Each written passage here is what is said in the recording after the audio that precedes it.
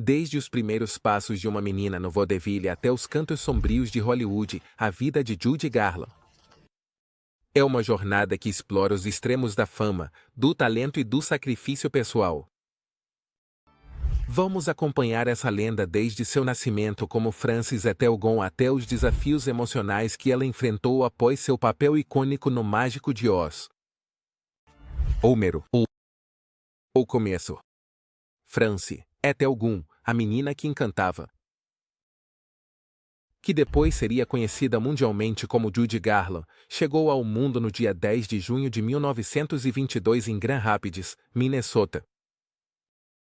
Desde o começo, parecia que o destino a havia colocado no palco da vida para deslumbrar a todos. Ela era a mais nova de 3 irmãs, filha de 2 artistas de vaudeville, Frances e Etelgon, que administravam um pequeno cinema na cidade. Mas não foi um cinema comum. Não só projetavam filmes, mas também ofereciam shows ao vivo. E foi ali que Frances faria sua primeira estreia, antes mesmo de conseguir andar com total liberdade. Com apenas 2 anos de idade, Frances subiu pela primeira vez ao palco, acompanhada de suas irmãs mais velhas, Marjane e Dorothy Virginia, que já estavam acostumadas a atuar sob os holofotes. Foi em uma apresentação de Natal, onde as 3 irmãs, conhecidas como The Gun Sisters, cantaram músicas que encantaram o público local. Embora Frances fosse apenas uma garotinha, sua presença e carisma não passaram despercebidos. Desde aquele primeiro momento, ficou claro que Frances tinha um brilho especial, algo que ia além do que qualquer menina da sua idade poderia oferecer. Nos anos seguintes, a família Gun continuou trabalhando no mundo do vaudeville, percorrendo pequenos teatros e fazendo apresentações em várias cidades de Minnesota. Frances, apelidada de Baby pela sua família, continuou atuando com suas irmãs nos shows organizados pelos pais. Sua mãe, Ethel, tocava piano para acompanhá-las, e a pequena Frances cantava com uma potência e uma emoção incomuns para uma menina da sua idade. Apesar de ser a mais nova, Frances rapidamente começou a roubar a cena, chamando a atenção de quem se aproximava para ver as apresentações da família. No entanto, a vida no vaudeville não era totalmente idílica. Embora o entretenimento fosse sua paixão, a família Gon enfrentava seus próprios problemas. Em 1926, quando Frances tinha apenas 4 anos, a família foi obrigada a se mudar para a Califórnia após os rumores de que Francis Gon, seu pai, tinha inclinações homossexuais, algo que naquela época era um grande tabu. Esse escândalo obrigou a família a deixar Minnesota e buscar um novo começo na ensolarada Califórnia. Embora ainda não soubesse, estava a caminho de se tornar uma das figuras mais queridas e admiradas da história do entretenimento, sob um nome que ainda não havia adotado: Judy Garland. Mas por enquanto, ela era apenas Baby, uma menina que amava estar sob os holofotes e que, desde muito jovem, mostrou que estava destinada a algo muito maior do que o vaudeville da família. Número 2. Dorothy Garland. O sonho de Hollywood e o pesadelo nos bastidores. Quando Judy Garland foi escolhida para interpretar Dorothy Garland em O Mágico de Oz, em 1939, ela tinha apenas 16 anos. O que parecia ser o papel dos sonhos que qualquer atriz jovem desejaria, rapidamente se tornou um desafio esmagador para a jovem estrela. Embora o mundo estivesse prestes a conhecê-la como a doce e corajosa Dorothy, por trás das câmeras, Judy enfrentava uma pressão imensa, tanto física quanto emocional, por parte dos estúdios da Metro-Goldwyn-Mayer, MGM. Desde o começo, os executivos da MGM sabiam que O Mágico de Oz seria um filme especial, baseado no famoso livro de L. Francis Baum. A produção prometia ser um dos projetos mais ambiciosos do estúdio. Judy já era conhecida em Hollywood pelo seu trabalho em filmes juvenis, mas Dorothy representava a oportunidade de elevar sua carreira a um novo nível. Os produtores, Arthur Freed e Mervyn LeRoy, queriam a Judy para o papel desde o começo. No entanto, o diretor do estúdio, Louis B. Mayer considerou Shirley Temple, mas escolheu Judy. O Mágico de Oz desafiou do início ao fim, com Judy no centro. MG.M. A produção de O Mágico de Oz foi um desafio do início ao fim e Judy estava no centro de tudo. O estúdio controlou rigorosamente a aparência de Judy, que aos 16 anos já era vista como uma estrela em um molde perfeito. Embora Judy tivesse apenas 16 anos, ela já não era vista como uma menina em crescimento, mas sim como uma estrela que precisava se encaixar em um molde perfeito. Desde o primeiro dia de filmagem, o estúdio começou a exercer um controle rigoroso sobre sua aparência. As filmagens de O Mágico de Oz foram exaustivas. As longas horas de filmagem, somadas às exigências físicas de cantar, dançar e atuar, deixaram Judy exausta. As cenas precisavam ser repetidas uma e outra vez. E embora Judy sempre se esforçasse para dar o melhor de si, a pressão estava cada vez mais difícil de suportar. Para uma jovem da sua idade, a fama e o sucesso eram um presente envenenado. Enquanto o mundo via uma Dorothy alegre e otimista na tela, por trás das câmeras, Judy lutava para manter sua saúde física e mental. Número 3. A imagem controlada, a luta interna de Judy. Desde o momento em que Judy Garland assinou seu contrato com a Metro-Goldwyn-Mayer, a MGM, ficou claro que seu talento natural não era a única coisa que interessava aos executivos do estúdio. Apesar de ser uma adolescente encantadora, com uma voz incomparável, Judy logo descobriu que sua imagem física seria alvo de constante escrutínio. Os executivos da MGM não viam Judy como uma jovem comum, mas sim como um produto que precisava ser moldado e aperfeiçoado para atender aos rigorosos padrões de Hollywood. O controle sobre sua imagem começou, em uma idade bem cedo. Embora Judy tivesse um rosto adorável e um corpo normal para uma adolescente, os executivos do estúdio achavam que ela não se encaixava completamente na imagem de uma estrela juvenil. Enquanto isso, outras atrizes da sua época, como Shirley Temple, eram apresentadas como figuras perfeitas da inocência e da beleza. Judy foi rotulada de forma pejorativa como a garota do lado, o que, nos termos da indústria, significava que ela não era atraente o suficiente, segundo seus padrões impossíveis. Um dos principais pontos de controle era seu peso. Os executivos da MGM tinham uma obsessão em manter Judy o mais magra possível. Apesar de ter uma constituição natural e saudável, o estúdio a obrigava a se submeter a dietas rigorosas e a um regime de controle calórico que beirava o cruel. A dieta dela consistia principalmente em sopa de frango, café preto e cigarros. O objetivo era que sua figura parecesse sempre suficientemente infantil. Apesar de estar crescendo e se desenvolvendo como qualquer outra jovem da sua idade, embora a princípio, os medicamentos parecessem uma solução temporária para suportar a extenuante rotina de trabalho, logo se tornaram uma necessidade para Judy, marcando o início de sua dependência. As consequências psicológicas desse controle constante foram profundas.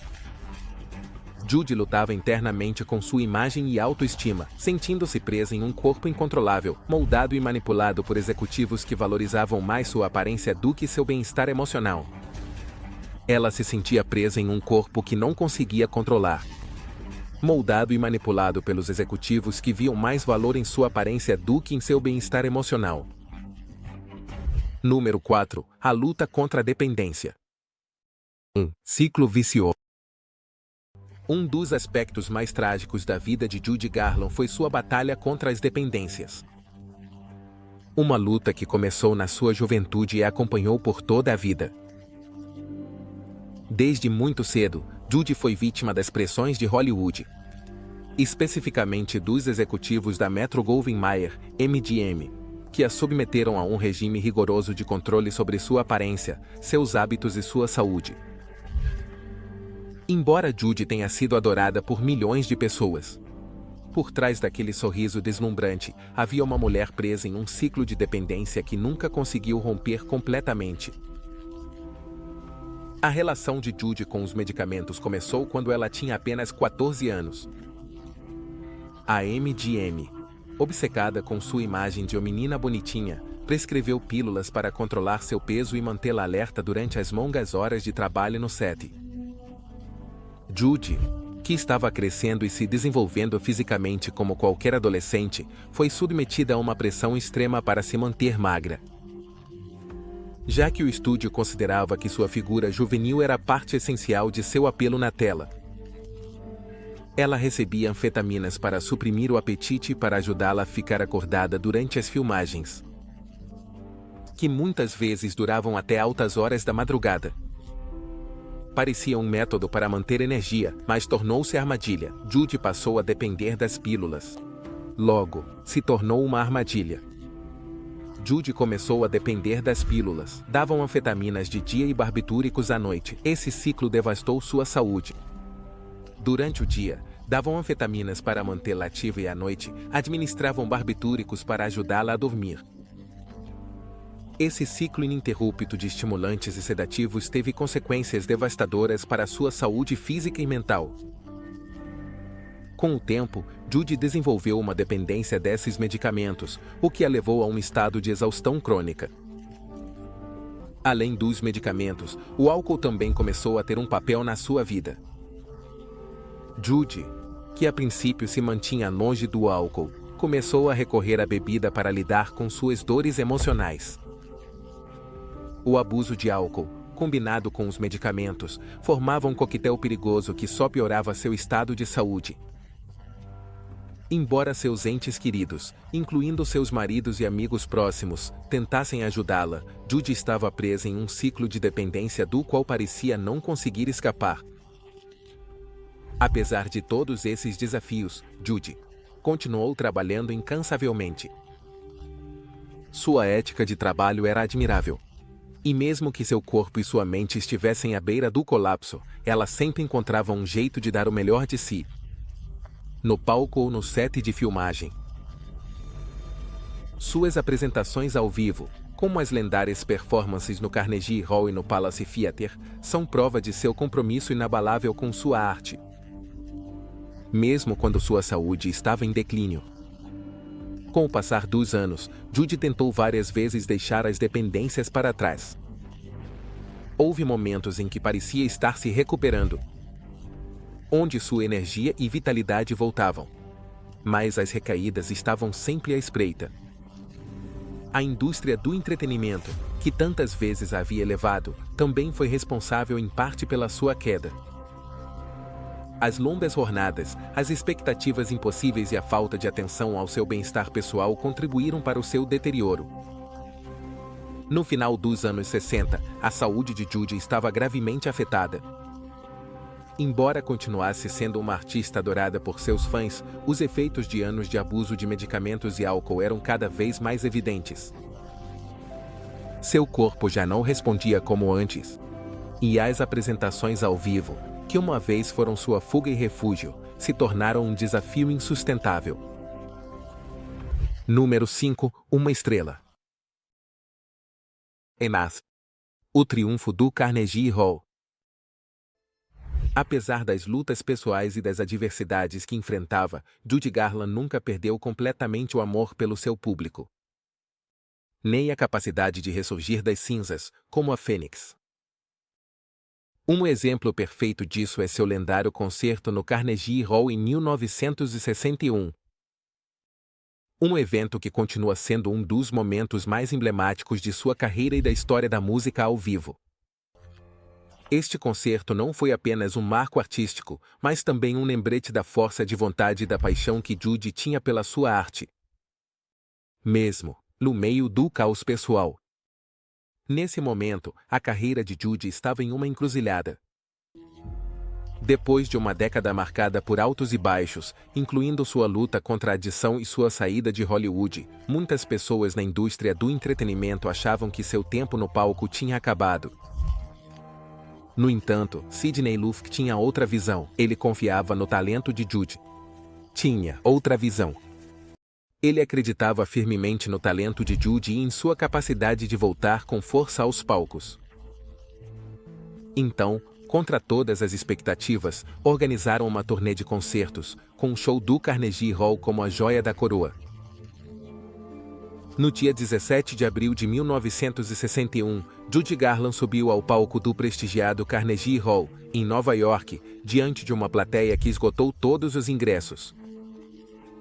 Pessoas de todas as partes do país e até do exterior foram ver a lendária artista, no que se esperava ser um dos eventos mais emocionantes do ano. A pressão era imensa. Judy não só tinha que provar que ainda era uma das melhores artistas do mundo, mas também precisava convencer aqueles que duvidavam de que ainda tinha o que era necessário para cativar uma plateia. Desde o primeiro momento em que começou a cantar, ficou claro que Judy estava de volta e em sua melhor forma. Sua voz, embora mais madura do que em seus primeiros anos, continuava sendo tão poderosa e emotiva como sempre. Cada canção que ela interpretava parecia carregada de uma nova energia, como se estivesse canalizando todas as emoções acumuladas de sua vida e as deixando sair através de sua música. Canções como Over the Rainbow e The Man That Got Away ressoavam com uma profundidade que só alguém que havia vivido tantas dificuldades poderia transmitir. O público, composto por celebridades, críticos e fãs leais, ficou completamente hipnotizado pela apresentação de Judy. Cada nota, cada gesto, cada sorriso a conectava com a plateia de uma maneira que poucos artistas conseguiram. À medida que a noite avançava, o fervor na sala crescia. E o que começou como uma apresentação cautelosa se transformou em uma celebração eufórica da resiliência e do talento de Judy Garland. A sala de concertos se encheu de aplausos e ovações de pé. Após cada canção, muitos dos presentes descreveram o evento como uma experiência quase espiritual. O sucesso da noite não foi apenas uma anedota. A crítica foi unânime em seus elogios a Judy. New York Times chamou de maior concerto no Carnegie Hall. Variety classificou como uma das maiores noites do entretenimento. Lutando Inseguranças voltou ao centro das atenções. Ele a classificou como uma das maiores noites na história do entretenimento. Judy se reencontrou no centro das atenções. O concerto foi gravado e lançado como álbum ao vivo, intitulado The End of the World. Não como uma estrela desbotada, mas como uma lenda viva no auge. O show foi gravado e lançado como um álbum ao vivo, intitulado The End of the World, Judy, at Carnegie Hall, que se tornou um sucesso de vendas imediato. Número 6. Problemas financeiros. O preço da fama. Apesar de seu imenso talento e sucesso no palco e na tela, a vida de Judy Garland foi constantemente marcada por dificuldades financeiras que a acompanharam até seus últimos dias. Embora tenha ganhado milhões ao longo de sua carreira, a má gestão de suas finanças, somada à sua generosidade e aos abusos de quem a cercava, fizeram com que Judy enfrentasse dívidas esmagadoras em várias ocasiões. Esse aspecto da vida dela é um dos mais trágicos, já que, enquanto o mundo a via como uma estrela brilhante atrás das câmeras, Judy estava lutando desesperadamente para se manter à tona financeiramente. Durante seus primeiros anos em Hollywood, Judy foi uma das atrizes mais bem pagas de sua geração. Ao longo das décadas de 30 e 40, a MGM pagava salários substanciais pelos seus trabalhos em filmes. E embora os números fossem impressionantes, a realidade é que Judy nunca teve controle total sobre seu dinheiro. A mãe dela, Ethel Gunn, controlava grande parte de suas finanças durante a adolescência. E mais tarde, seus representantes e maridos também ficaram responsáveis por administrar seu dinheiro. Apesar de ganhar grandes quantias, Judy não tinha ideia de como sua fortuna estava sendo gasta, nem sabia que, nos bastidores, suas finanças estavam sendo mal administradas. Quando Judy se casou com Sidney Luft em 1952, ele assumiu o papel de seu empresário e se tornou o principal responsável por suas finanças. Embora Lufkin tivesse boas intenções e estivesse comprometido em reerguer a carreira de Judy, sua gestão financeira acabou sendo desastrosa a longo prazo.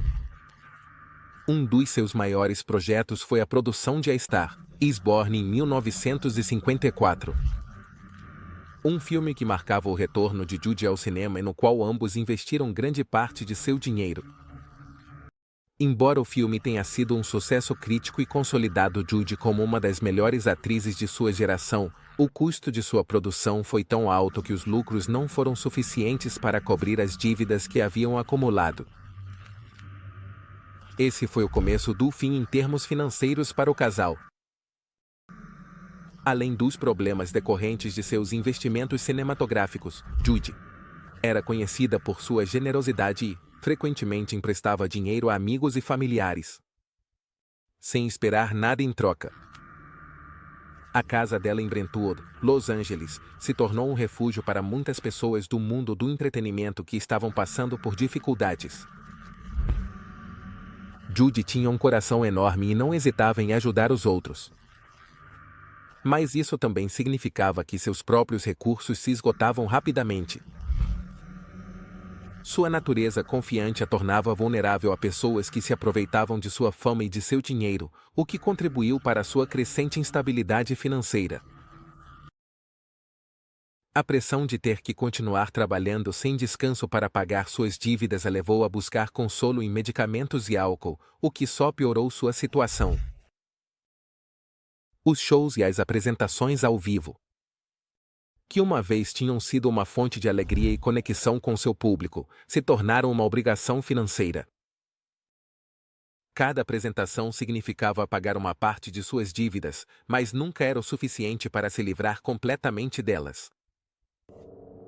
Nos últimos anos, a situação financeira de Judy era tão precária que ela frequentemente se via sem dinheiro para cobrir até mesmo os gastos mais básicos. Durante uma de suas últimas turnês pela Europa, na década de 60, Judy se viu obrigada a penhorar suas joias para conseguir pagar o aluguel dos hotéis onde estava hospedada. Apesar de continuar sendo uma estrela admirada por milhões, sua realidade cotidiana estava cheia de privações e dificuldades. Ao longo de sua vida, Judy tentou várias vezes retomar o controle de suas finanças.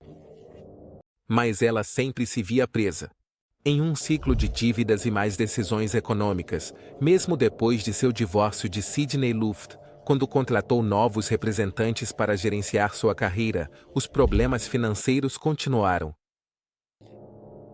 Os agentes que ela contratou, Fred Fields e David Begelman, acabaram malversando uma parte significativa de seus ganhos, o que a deixou em uma situação ainda mais desesperadora. Nos últimos meses de sua vida, Judy estava praticamente na ruína. Embora continuasse trabalhando e fazendo apresentações ao vivo, o dinheiro nunca era suficiente para cobrir todas as suas dívidas. 30% dos ganhos dela com shows e gravações ia direto para pagar impostos atrasados. E o que sobrava mal dava para cobrir suas necessidades diárias.